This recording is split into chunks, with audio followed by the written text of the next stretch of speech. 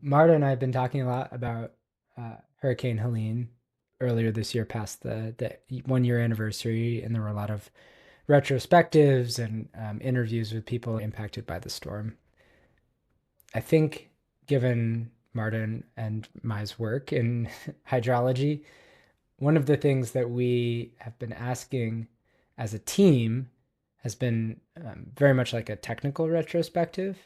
But given Marta and Mai's roots in the states that were most impacted by uh, Hurricane Helene's rainfall and subsequent river surges and floods, we've been thinking about it a lot through kind of like the community impact and social impact lens. Yeah, definitely. We're always thinking about like who the end user is of our water forecasting technology and how to get that technology into the hands of people who use it. But I've just been thinking so much like from a personal perspective, and I find myself like calling up my mom and calling up my friends that still live in Western North Carolina and telling them about the work that I do. I mean, if there were a tiny inch that the technical work that we do could help ameliorate or mitigate the impacts of a storm like Helene, I feel like that's like Yeah. why we're doing what we do. I feel this urgency of how do we get the best possible tools in the hands of both the people that can operate infrastructure to potentially make a little bit of a difference in terms of managing the surge, trying to kind of dampen it, and also the folks that issue the warnings, that the transportation advisories, all of that stuff. Yeah, as Helene unfolded, I had just moved out of the region, and then was sort of watching the storm unfold via headlines and images and videos. Like, seeing the pictures of places that I know so well, just totally, destroyed and floodwaters blocks and blocks up the street.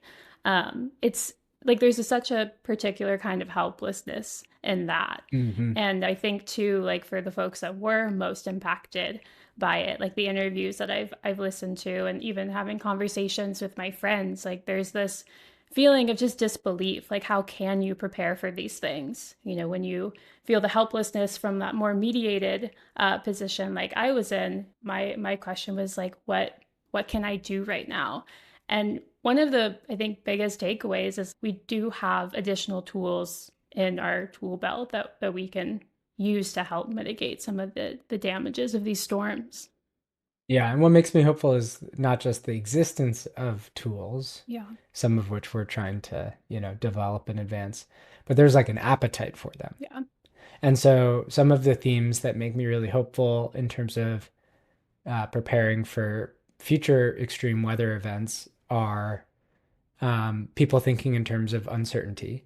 I've been talking to state officials in different various agencies across the country, and there's an appetite for like ensembles and ensembles of ensembles. People are also, this goes hand in hand with that, starting to think in terms of probability and uncertainty, and how do you incorporate those into your decision making. And then the last theme is redundancy. Yeah. You need redundancy, especially in physical infrastructure. With Hurricane Helene, there were a number of really important streamflow gauges that got washed out. Streamflow gauges take almost real-time measurements of how much water is flowing by them, what the stage, which is like how high the river is. And the river got so high that some of those actually got washed out, which means that decisions that were based on those real-time feeds of data had nothing to go on. So I'm seeing this theme of, okay, what could we use to back a gauge when it gets washed out? I'm seeing this theme of redundancy on how do we get the word out that you should evacuate. I think there's also this theme of redundancy of like, okay, maybe we have a primary forecast, but what are all the ancillary ones that we might want to have at our fingertips during an extreme weather event?